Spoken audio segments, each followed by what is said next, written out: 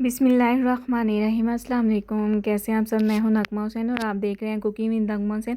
आज मैं आपके लिए लेकर आई शलजम गोश्त की रेसिपी। तो बहुत ही आसान रेसिपी है और जितनी आसान रेसिपी उतनी मज़े की ये बन के तैयार होगी और रेसिपी का कोई भी पार्ट मिस मत कीजिएगा। तो आइए हम बनाना स्टार्ट करते हैं। तो सबसे पहले मैंने कढ़ाई चूल्हे पे रख दी, उसमें हाफ़ कप मैंने कुकिंग ऑयल ऐड कर दिया। जैसे ही कुकिंग ऑयल थोड़ा सा गर्म होगा, इसमें हम एक लार्ज साइज़ की प्याज चॉप की हुई ऐड कर देंगे। तो इसको बस हल्का सा लाइट सा पिंक कलर जब आ जाएगा तो इसमें हम बाकी की चीज़ें ऐड कर देंगे। तो यहाँ पे हमने आंच का ध्यान रखना है, बिल्कुल हाई नहीं करनी, वरना प्याज का कलर जैसे चेंज होगा तो सालन का कलर भी अच्छा नहीं आएगा। तो यहाँ पे तकरीबन मैंने इसे पिंक कर लिया। तो साथ ही मैंने इसमें गोश्त ऐड कर दिया 700 ग्राम।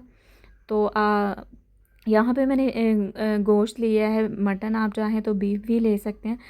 तो साथ ही हम इसमें 2 टेबलस्पून अदरक लहसुन का पेस्ट ऐड कर देंगे। तो इसे 6 से 7 मिनट के लिए अच्छे से कुक कर लेंगे ताकि अदरक लहसुन की स्मेल जो दूर हो जाए और गोश्त भी हमारा अच्छे से कुक हो जाए। तो इसके साथ अगर आप मेरे चैनल पे न्यू हैं तो चैनल को सब्सक्राइब कर दें, वीडियो को लाइक कर दिया करें और शेयर कर दिया करें। तो बस इसी तरह हम इसे चम्मच चलाते जाएंगे और भूनते जाएंगे। यहाँ पे मैंने 7 से 8 मिनट के लिए इसे अच्छे से भून लिया। साथ ही इसमें हम ऐड कर देंगे बाकी की चीज़ें। तो 3 से 4 टेबलस्पून मैंने इसमें दही ऐड की है। दही मैंने फेंट के ऐड की है और रूम टेम्परेचर वाली मैंने दही ली, ठंडी नहीं लेनी। जैसे हम ठंडी दही इसमें ऐड करते हैं फ्रिज वाली तो ये फट जाती है।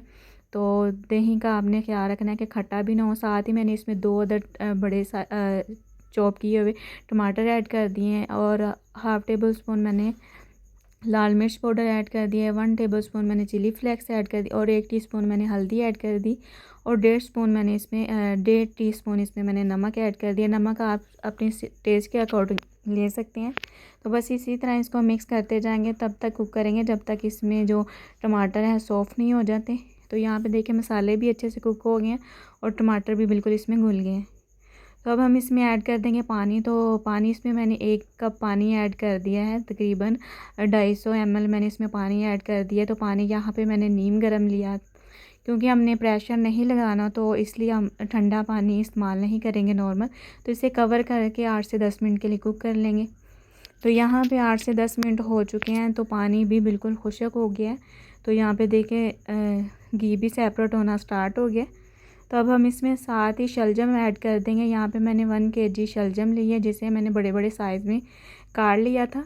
तो अब बस इसे मज़ीद 6 से 7 मिनट के लिए अच्छे से भुनेंगे। तो यहाँ पे हमने बुनाई अच्छे से करनी है मसालों की और गोश्त की, तो तभी हमारी हांडी बहुत ही मज़े की बन के तैयार होगी। तो यहाँ पे मैंने इसे 5 से 6 मिनट के लिए अच्छे से भून लिया। अब हम इसमें पानी फिर से ऐड कर देंगे 2 कप। तो तकरीबन मैंने यहाँ पे 500 ml पानी इसमें ऐड कर दिया। तो फिर इसे हम बाकी की चीज़ें इसमें ऐड करके इसे कवर करके पका लेंगे। तो 1 टेबलस्पून इसमें मैंने धनिया पाउडर ऐड कर दिया है। 1/2 टीस्पून मैंने इसमें मिक्स गरम मसाला ऐड कर दिया है।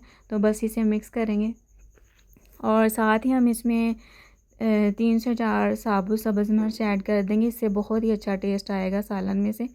तो इसको मिक्स करके हम कवर करके तकरीबन 15 से 20 मिनट के लिए मीडियम आंच पे पका लेंगे ताकि शलजम भी अच्छे से कुक हो जाए और गोश्त भी गल जाए। तो यहाँ पे हो गए हैं तकरीबन 20 से 15 मिनट हो चुके हैं। तो माशाल्लाह अल्हम्दुलिल्लाह सालन हमारा बिल्कुल रेडी है। तो बहुत ही अच्छी खुशबू आ रही है और यहाँ पे देखें शलजम भी अच्छे से पक चुके हैं और गोश्त भी गल चुका है। तो बस इस तरह की हमें कंसिस्टेंसी चाहिए थी। साथ ही मैंने इसमें हरा धनिया गार्निश कर दिया। तो बस इसे मिक्स करके हम डिश आउट कर लेंगे। तो आप देख सकते हैं माशाल्लाह ना ही ज़्यादा थिक है ना ही ज़्यादा रनी है। तो बस इसे बॉल में निकाल के फ़ाइनल लुक मैं आपको दिखाती हूँ। तो माशाल्लाह अल्हम्दुलिल्लाह बहुत ही मज़े का शलजम गोश्त बन के तैयार हुए हैं। आप इसे रोटी के साथ भी सर्व कर सकते हैं और नान के साथ भी और चावलों के साथ भी खाएंगे तो बहुत ही मज़े के लगेंगे। तो बहुत ही आसान थी आज की रेसिपी शलजम गोश्त की। तो आप भी इस तरह ज़रूर ट्राई कीजिएगा और मुझे ज़रूर बताइएगा। तो उम्मीद करती हूँ आज की रेसिपी आपको पसंद आई होगी। अपना बहुत सारा ख्याल रखिएगा, दुआओं में याद रखिएगा। मिलते हैं नेक्स्ट वीडियो में, तब तक के लिए अल्लाह हाफिज़।